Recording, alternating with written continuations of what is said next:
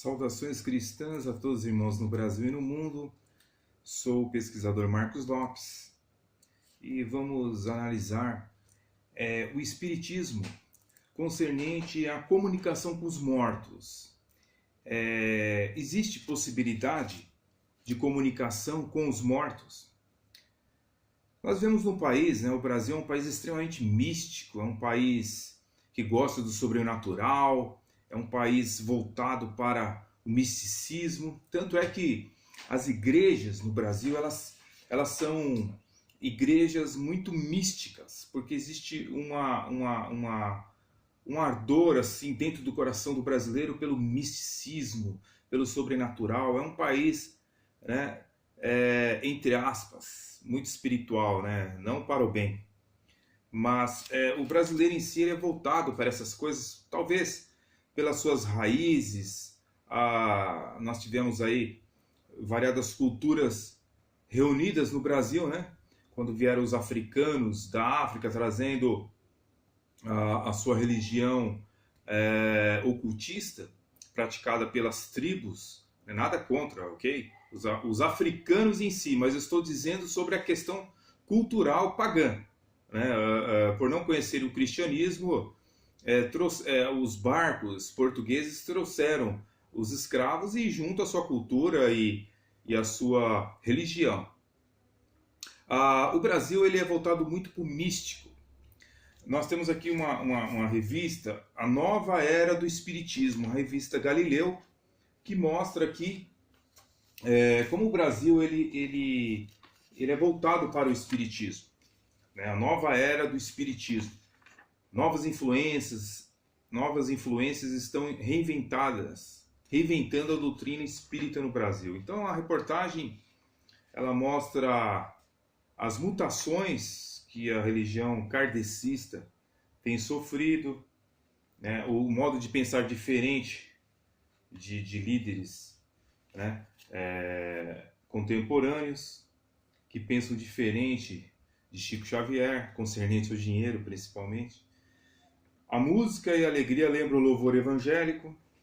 As reuniões parecem algumas regiões cultos evangélicos, E por aí vai ter na reportagem, vai falando um pouco sobre uma reflexão aqui, diz aqui na página 53. Cabe uma reflexão.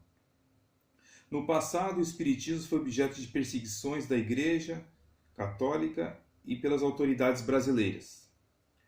Nos anos de 1890, novos legisladores incluíam artigos a respeito do curanderismo e do charlatanismo no Código Penal,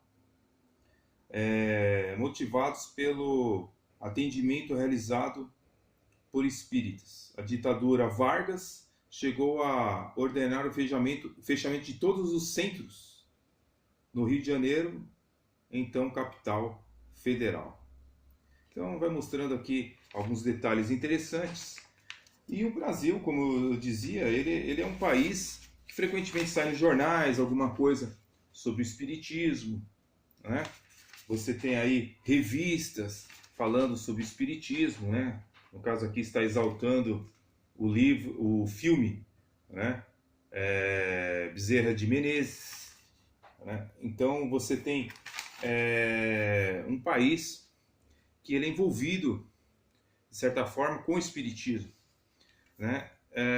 Neste livro, do outro lado, a história do sobrenatural e do espiritismo, nós vemos aqui a sua autora, Mary Del Priore, ex-professor de História da USP.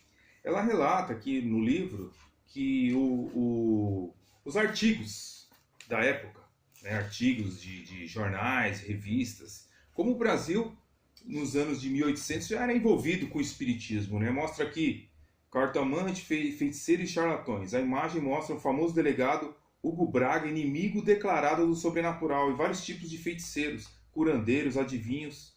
Está aqui um artigo de 1911. Então, algumas pessoas combatiam o espiritismo, então por isso eles achavam que estavam sendo perseguidos, Artigos em revistas, em jornais, propagandas de vários livros de sortes para as noites de São Pedro, São João, como o Livro do Destino, artigo de 1860. 1860.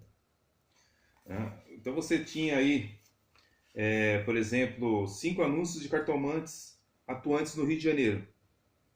Gazeta de Notícias, artigo de 1890. 1890. Né? Então, é interessante, quando nós buscamos a história do Brasil, você percebe já o envolvimento com o misticismo.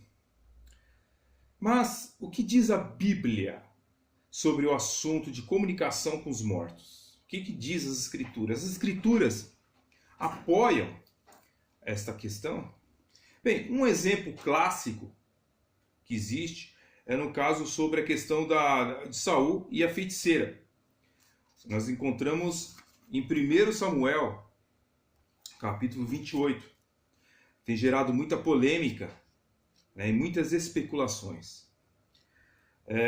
Mas eu pesquiso seitas e religiões, assim como o espiritismo, há 2 décadas aproximadamente, e eu vejo que os argumentos sempre têm sido os mesmos. Agora, o que acontece é o seguinte: houve aqui um envolvimento espírita, conforme é expressado em alguns livros espíritas, que 1 Samuel capítulo 28 realmente foi uma sessão espírita. Nós vamos analisar isso biblicamente e ver se é possível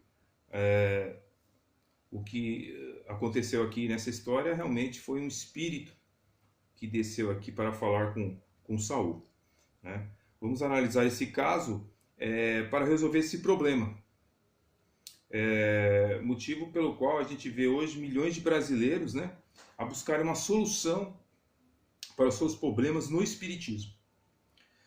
Apesar de Saul saber que Deus não admitia a comunicação com os mortos, era algo condenado nas Escrituras. Mas vemos aqui um homem desesperado, um homem que necessitava saber qual era a vontade de Deus. Então ele recorre a uma feiticeira, a feiticeira Pitonisa de Endor. E vamos analisar no próximo vídeo, teologicamente, se é possível comunicação então com os mortos.